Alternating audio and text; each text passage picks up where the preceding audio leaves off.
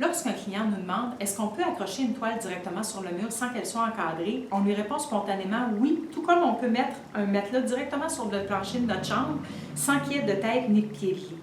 On trouve en tant qu'encadreur que ça manque un petit peu de fini. Chez Encadrement Frontenac, on est des passionnés de moulure. C'est pour cette raison-là qu'on vous offre plus de 4000 possibilités pour encadrer ce que vous nous confiez.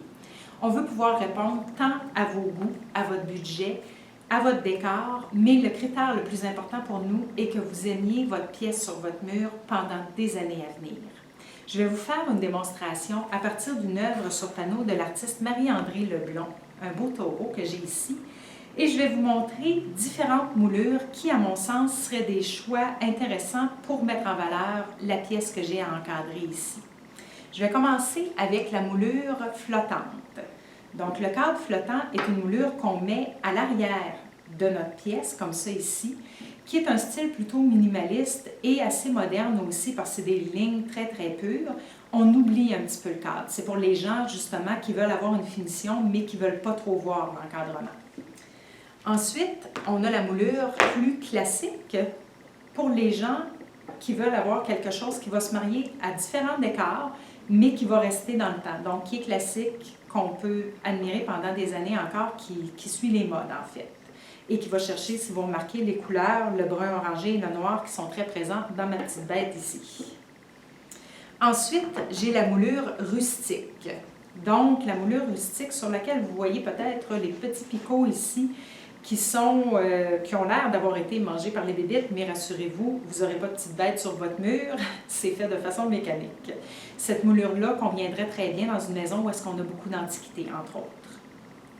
Ensuite, je suis allée chercher une moulure ton sur ton, pour aller chercher vraiment le fond de ma pièce ici, pour donner tout l'espace à mon beau taureau. Donc, le fond, ça se confond dans le fond, comme on dit. Je fais un beau petit jeu de mots ici. Et voilà. Une petite moulure laquée maintenant pour aller chercher le côté glacé de ma toile. Donc la laque comme ça, puis encore au niveau des couleurs, comme vous remarquez, le brun orangé qui est très chaud aussi. Parce que quand on est à côté d'un taureau, généralement on a très chaud. Pour les gens qui veulent quelque chose d'un petit peu plus punché, on va mettre une belle petite moulure rouge ici. Le rouge qui va peut-être faire rugir ma petite bête, mais je vous garantis qu'une fois sur mon mur, c'est rugi, je vais le mettre en pénitence. Ensuite, une moulure que j'appelle classique chic, sur laquelle on voit plus les rainures du bois, donc une belle moulure. Il y a un petit côté glacé aussi qui va toujours chercher le côté glacé de ma pièce. Et finalement, une moulure qui va aller chercher un petit côté plus ethnique. Petite moulure bambou ici pour les gens qui aiment voyager et qui veulent se rappeler leur voyage.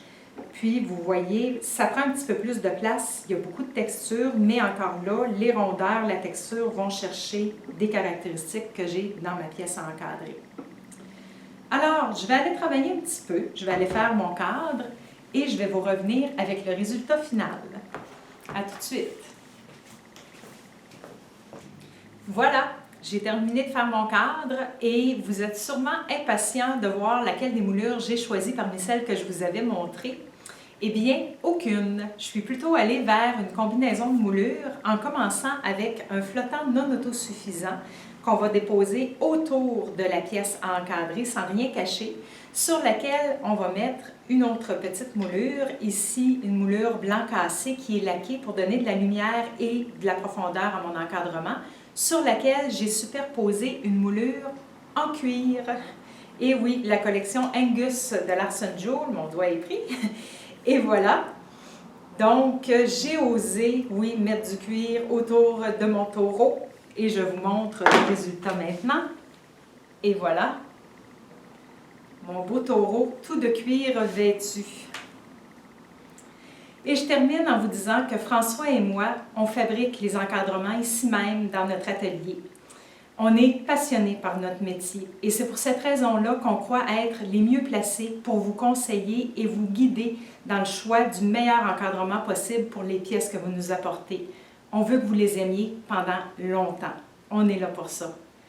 Je vous remercie beaucoup de votre écoute et au plaisir de vous rencontrer chez Encadrement Frontenac.